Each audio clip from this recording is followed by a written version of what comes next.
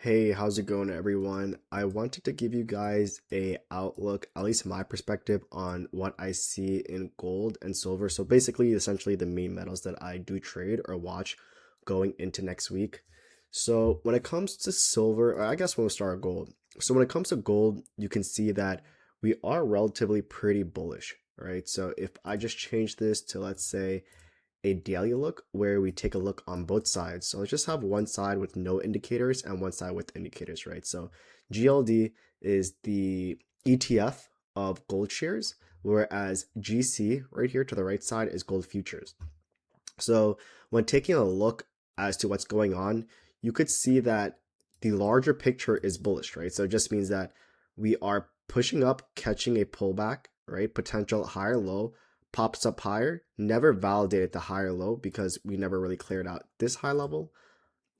Pulled back again, create another potential higher low. Once it cleared this, these higher lows are confirmed to the upside, and we did kind of catch a nice upside rally. For some insight, if you take a look on my EMAs, I have a 5 EMA, a 8 EMA, a 20 EMA, a 50 SMA, a 100 SMA, and a 200 day right here. So generally speaking, when you're above the 200 day, the broad picture is bullish, but as more of a intraday trader or swing trader, right? We kind of want to focus more on the shorter term EMAs or SMAs just because we're tracking the more recent price action in trend, right? So if you take a look at gold right here, we kind of are basing out here, right? So you could see a range here where price has pulled back, popped up, and we failed to go lower, right? So we failed to go lower below February's open. So this candle right here was the open of February. And ever since we opened February, that day we did dip. But ever since that dip, we did get bought up, right? We never caught a straight rally to the upside. But keep in mind, we did get bought up. So going into Friday or even today, I am pretty bullish on gold.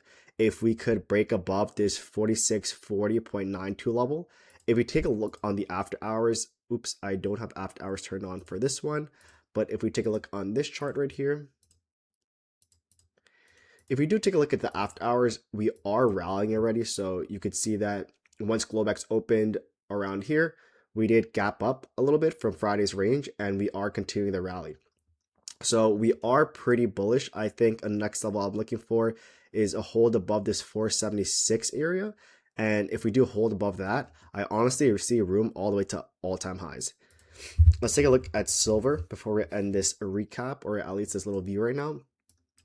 So with silver, silver is a little different, right? So with silver, we are also catching a pop to the upside, but currently I am in a swing position in silver. Why silver over gold, right? So I was debating on taking a swing in gold on Friday, but I did stick with silver for the main reason that if I were to use the February open as my stop out level, my stop is much closer, right? So I did end up taking my position literally at the highs at end of day. And the reason why I was okay with that is just because when I'm trading a larger picture position, such as, if I'm looking at the daily time frame or the 4 hour or the 1 hour for some swing trades, right? I am going to be buying some time behind the name, right? Buying some time behind the calls, as well as targeting a bigger picture. So I did have a level at 77.93. It looks like when Globex opened, we did tag this level, tested, and we are continuing to rally to the upside. Ideally, if we do hold above this 77.93 area, I do see room to 89.49s. So overall, I am bullish on silver right now. I am bullish on silver for the reason, right? So with silver, it's a little more easier TA for me because as you can see, the 5 EMA, which is this blue line right here. This blue line right here. And then I have the 8 day, which is this longer, little bit longer term EMA right here, right? As you can see, if we take a look closer in, we about to have a 5 and a 8 EMA cross to the upside. And when 5 and 8 EMA cross, or when a 9 and 5 EMA cross, that typically is a bullish sign stating that short-term momentum is to the upside, right? So in my eyes, I do see a short-term pop to the upside. I also see the fact that this orange line right here is a 20 EMA and we did reclaim it. So daily candlestick closed above that, gapped up, held, closed above that, also closed above the February open, which is right here on 2/2. And yeah, we're looking pretty good right now. looks like we are also, if you want to take a look with trend lines, we are breaking a short-term downtrend to the upside. So overall, right? Yeah, we have a bunch of red bars here, right? But let's keep in mind of the broader perspective of what's really going on.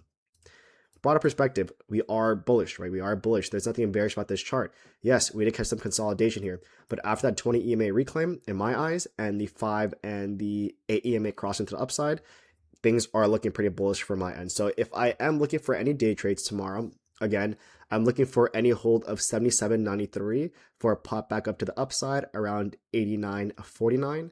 And then if we take a look on gold chart, so that's GLD. If we take a look at gold chart, gold looks like a much stronger daily chart in my opinion. Silver, just in my opinion, has more room to run. But in theory, if we hold above 464.92, I do see room to 476.92. If we do, let's just say gap up for whatever reason, I want to see a gap up and pull back to 476.92 and a rally back up to potentially even all-time highs.